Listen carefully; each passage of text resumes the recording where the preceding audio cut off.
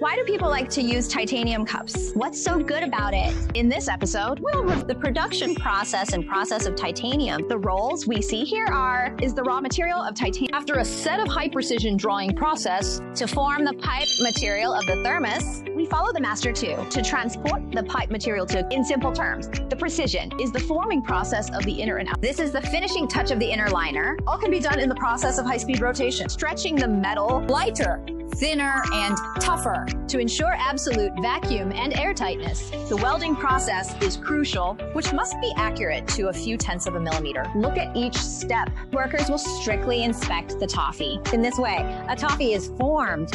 Hey, shouldn't the toffee have an ice pattern? Don't worry. We send the toffee to the vacuum furnace after being heated to over 1,000 and vacuum for 15 hours continuously. So the cup has the effect of heat preservation. Meanwhile, the ice pattern will appear unconsciously. How about it? Isn't it very textured? Titanium forms an oxide film in oxygen-rich media, giving it antibacterial and corrosion resistance.